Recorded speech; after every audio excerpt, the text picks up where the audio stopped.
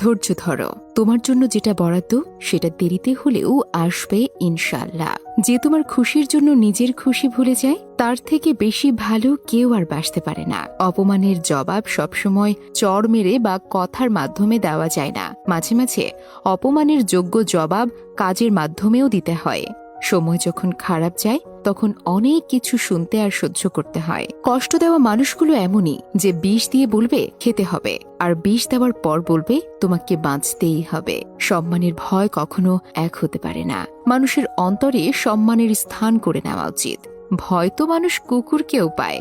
জীবন অনেকটা হেডফোনের মতো, এটার তারে প্যাঁচ লাগবে।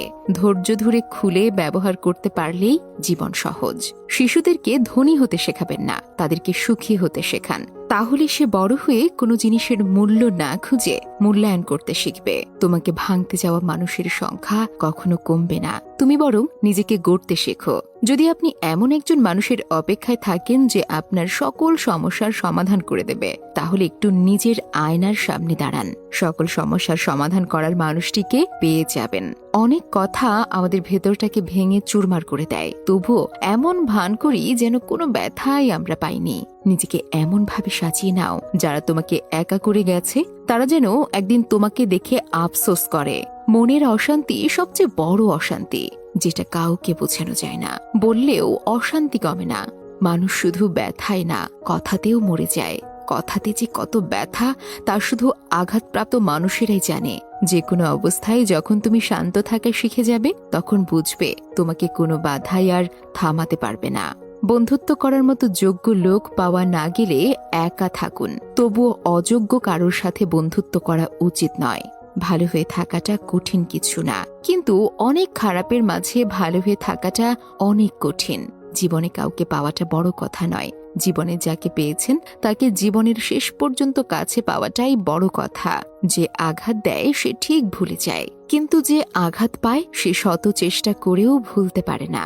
সব হাসি হাসি নয়, কিছু হাসির পেছনে এক আকাশ সমান কষ্ট লুকিয়ে থাকে। কেয়ার করাটা ভালোবাসা, সম্মান দেওয়াটা দায়িত্ব, এবং সম্পর্ক টিকিয়ে রাখাটা দুজনের কর্তব্য।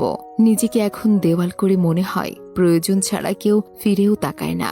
প্রবাসে থাকা স্বামী, সন্তান অথবা স্বজনকে কোনো প্রকার টেনশন দেওয়া থেকে বিরত থাকুন। প্রবাসে হঠাৎ মৃত্যুর অন্যতম কারণ হলো পারিবারিক টেনশন।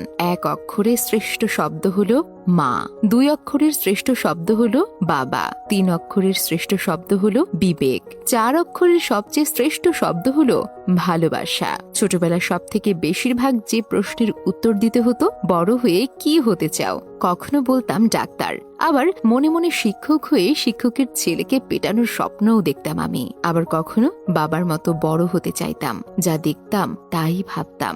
আর এখন কেউ জিজ্ঞেস করলে উত্তর এমন হয়, আবার ছোট হতে চাই। সুন্দর মানুষকে খুঁজতে গিয়ে তুমি তোমার সুন্দর জীবনটাকে নষ্ট করো না, কারণ পৃথিবীতে সুন্দর মানুষের অভাব নেই, কিন্তু সুন্দর মন মানসিকতার মানুষের বড্ড অভাব। সীমাহীন ভালোবাসা থাকা সত্ত্বেও কিছু কিছু সম্পর্ক সামান্য ভুল বোঝাবুঝির কারণে নষ্ট হয়ে যায়। পৃথিবীতে মানুষ সবকিছুই খুঁজে পায়, শুধু নিজের ভুল ছাড়া।